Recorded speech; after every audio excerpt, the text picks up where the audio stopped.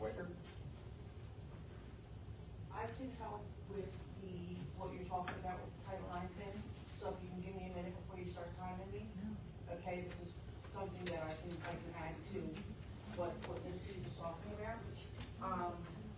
There is, the Biden administration is requiring schools that receive federal funding for lunches to enforce its ban on discrimination on the basis of gender identity and and they're allowing biological males into the bathrooms. All state and local agencies that receive food and nutrition service funding include schools which have to update their non-discrimination policy to include protections for gender identity and must investigate any allegations of discrimination on the basis of gender identity, according to a May 5 U.S. Department of Agriculture, USDA announcement. Obama era guidance interpreting Title IX of the Education Amendment of 1972 to prohibit gender identity discrimination stated that the transgender students must be allowed to use the restrooms, locker rooms, shower facilities, and matching their gender identity. Not what's in their pants, what they identify as. Thank you, Ms. Okay? Wicker. What we'll do is we'll get Mr. Woods to give us a breakdown on that in the next work session. Okay, well, this is starting next week, okay?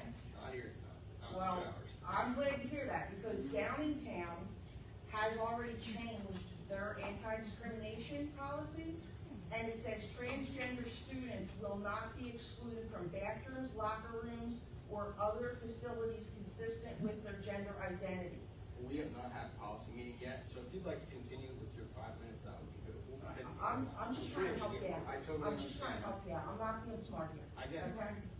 This was one of the things that I wanted to bring up tonight so that, You have my word, I am right there with you on something like that. okay, all right. Okay, that's the number one thing I wanted to bring up tonight.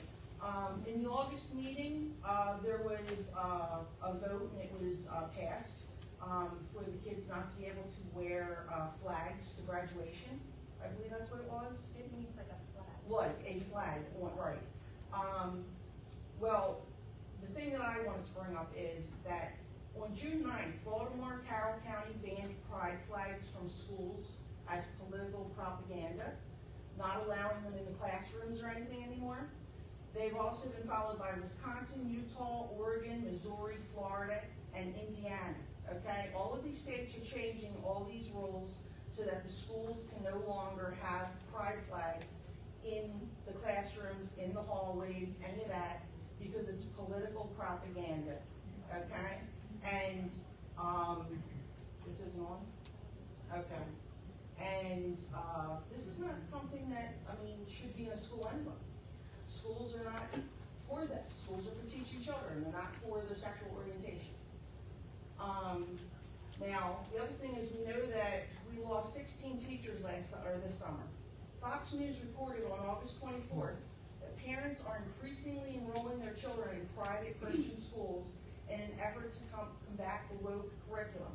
Enrollment in the one school was up 6% for the year, and the administrator said that over the last 5 years, they've been consistently up 5%, okay?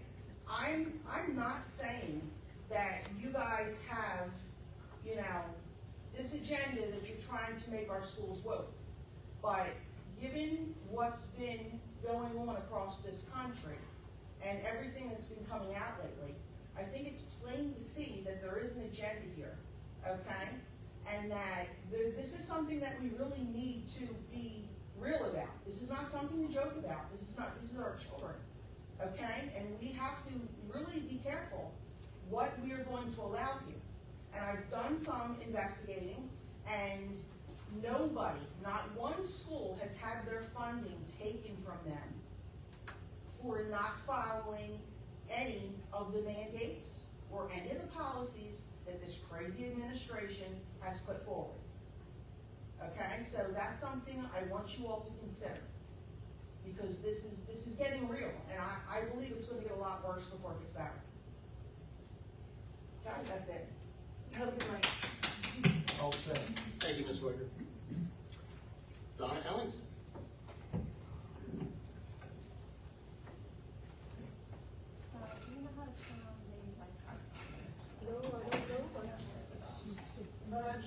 could speak loud enough so that everyone will hear. Thank you. I had a couple of questions for the board, and thank you for taking them. I want to know, what is the number of pupils that are enrolled this year as opposed to last year? I'd like to have an answer that. You don't have to answer it now, you can give it to me later. And I was a little concerned when I heard Mr. Woods talk about the mental services and hiring additional personnel, because I'm seeing reports that in the cases where either it's teachers or parents or whomever who are not referring to kids or individuals by their correct, incorrect genders, are having a problem where Child Protective Services are being called upon them.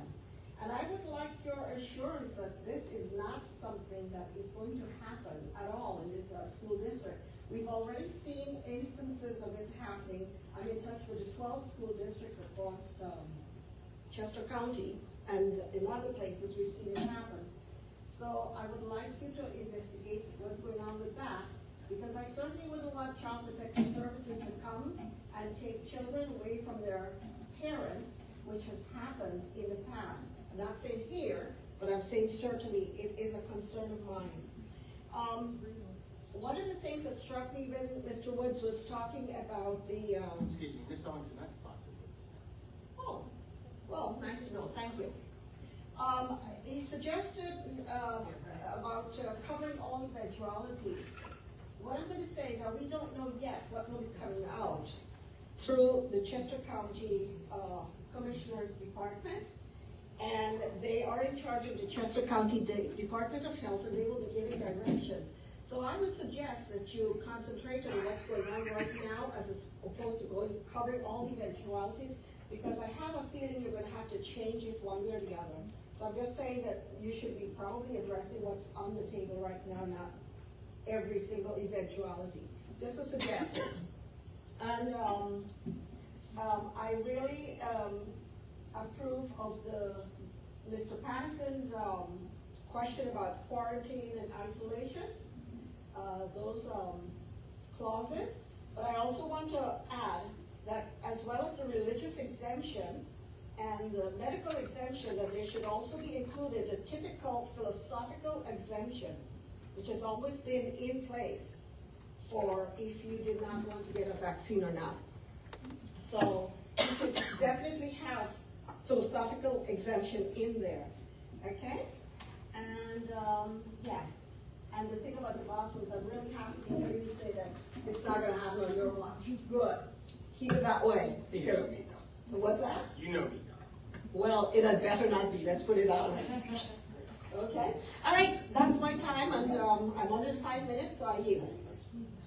Donna, sorry, just to answer your, what you were saying about the philosophical exemption, I just wanted to say that in the Pennsylvania statute, under the religious exemption, it says a strong belief. It doesn't have to be a I Christian know, or... well, that's a philosophical I exemption. think it's included in the law. Okay, I just wanted to make sure it was in there. No. Mr. Patrick. Carnival. Okay, thank you.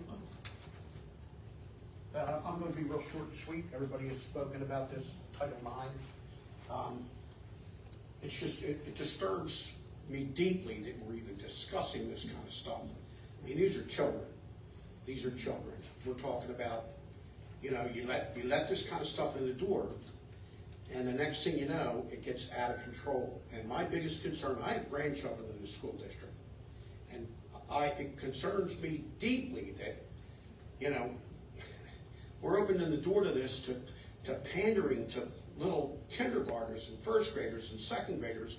They don't need to be hearing about sexual orientation and gender identity. They need to be learning how to, you know, their letters, their numbers, and they need to be learning the basics of education so they can move along in the whole education process. And it just really scares me that, you know, we got to be careful. You guys have to be careful, because the vote you make, you're going to have to answer for it.